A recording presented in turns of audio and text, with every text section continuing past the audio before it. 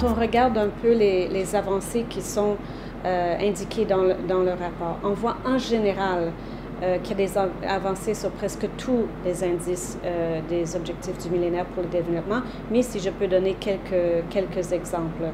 Bon, dans l'objectif numéro 1, l'indice sur l'insuffisance pondérée, c'est-à-dire le poids de l'enfant entre 0 et 5 ans, on a déjà atteint la cible en Haïti depuis déjà 3 ans.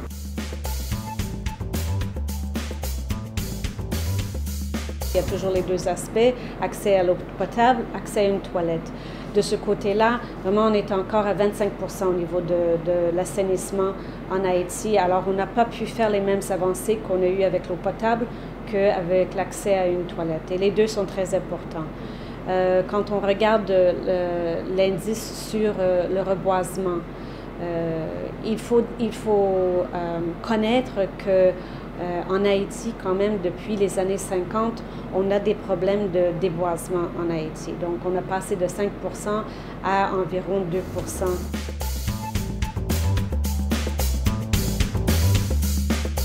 Au niveau des femmes au Parlement, ils sont que 4%. Au Sénat, 0%.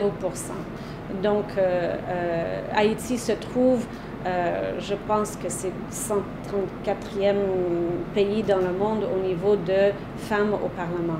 Il y a un effort à faire au niveau d'avoir plus de femmes, au niveau que ce soit le Parlement, les mairies, les ASEC, les CASEC.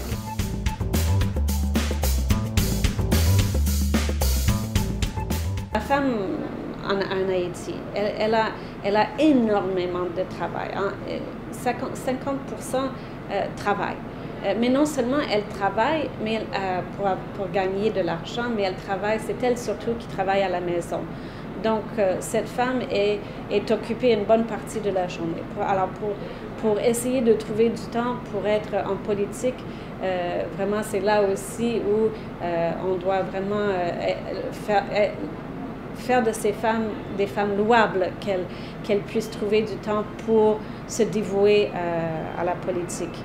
Et il faut les encourager, parce que je suis certaine qu'il y a beaucoup de femmes qui pourraient faire ce métier et que peut-être ils ont besoin juste d'un petit coup de pouce, que ce soit au niveau de renforcement de capacité ou même dans la question d'avoir des fonds disponibles pour la campagne politique.